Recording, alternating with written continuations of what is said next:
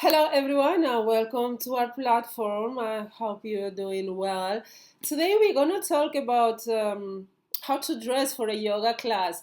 You may be new to yoga, or maybe you're not new to yoga, but I think most likely, if you're watching this video, it's because you are a beginner. So let us discuss this topic. Because today my cleaning lady, for instance. I recently told her about yoga clothing. That I bought this yoga clothing, and then she told me, she was like, "Oh, I thought that yoga clothing was different." And she meant the yoga leggings. Leggings. I normally don't wear leggings, especially the upper body, the top. Maybe I wear maybe the bottom and then a t-shirt. But normally I don't like wearing leggings when I practice yoga. To be honest, I prefer these baggy clothes. These that are more loose. The air can flow. I'm the energy can flow. I prefer more those type of clothing. So the truth is that leggings are not per se, a yoga clothing. Yoga, if you I mean, if we are thinking, about the asanas, doing meditation, sitting for meditation. You can just wear anything that you feel comfortable with. You can wear a tracksuit, for instance, or maybe with the practice, if you move a little bit, you will start soon getting hot, and you may have to remove it. But some clothing, comfortable clothing to do exercise, that's what you should wear.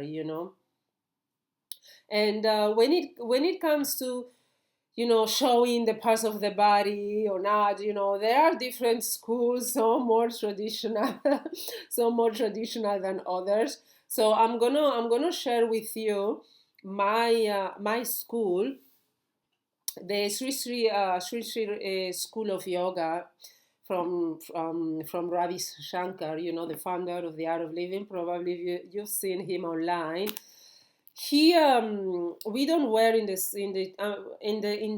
ashram. We don't wear clothes that are revealing the legs and the shoulders. So at least we need to cover our legs and our shoulders. I found that good. For me personally, I find that's what a lot of schools, even schools, boarding schools, or schools in general, that's how you should be dressed in the past. We should all at least, have our shoulders and our knees covered. And for me, I found that really very helpful because of reason of purity, of hygiene as well. So so that's how we are dressed. That's how we must be dressed in the school. So you will find very, very rare people, who have, the bottom, like their calves, uncovered. Like normally people wear, especially in India, they wear um, clothing, pants, the pants, or these, loose pants, these yoga, these Indian loose pants, until the ankle, covering the ankle, and then, even covering sometimes the wrist, until the wrist, or, as I say, at least the shoulders. So for me, when I read that, I found it was good. When I started reading about the requirements, to join the teacher training, how you should be dressed. I just find it's good because sometimes some people have bad hygiene. Imagine someone raising their arms and having the hair.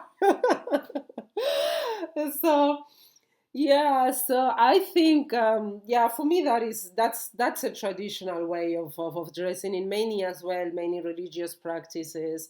You know, that's how you should be dressed. When was in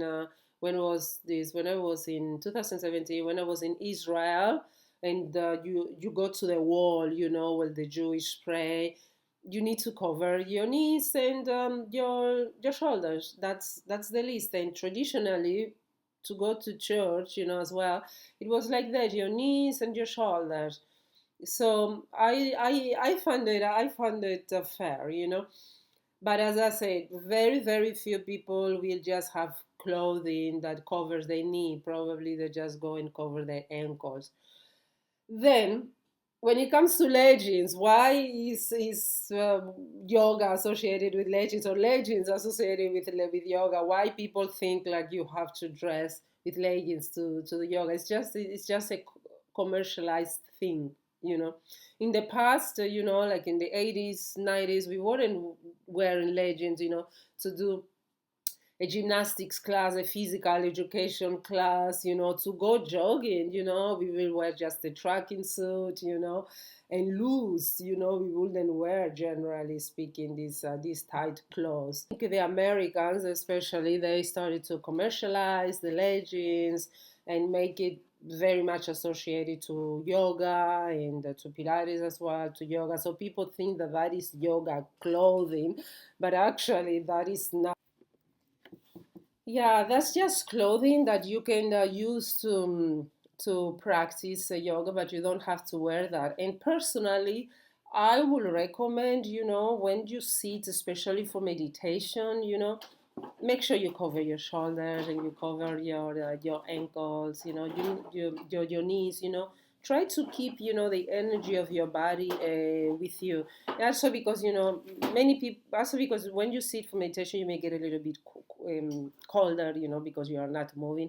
So many people, they just put a sweater, when they sit for meditation. So I think, covering your shoulders and your knees, especially altogether, but especially when you meditate, I think it's good. Yeah. And that being said, then each one of us, we choose how we want to dress, and always ensuring that we respect, the dress code of the places that we go to. Like in the past, I used to do Bikram yoga. In Bikram yoga, you sweat a lot, so because you sweat a lot, you wear, the men, they are without a shirt, and then the women, they wear these shorts, and then they wear this top covering just their boobs. And it's because, as I said, most of the people, there were some people that were not dressing like that, but like 99.99% were dressed like that, just because it was more comfortable, because imagine you will be sweating, imagine being in a sauna, like with a tracking suit or with long leggings. It will be a little bit uncomfortable. Yeah. So depending on the class, you'll see how you should be dressed, and depending on the school. So just respect the guidelines, and you'll be good.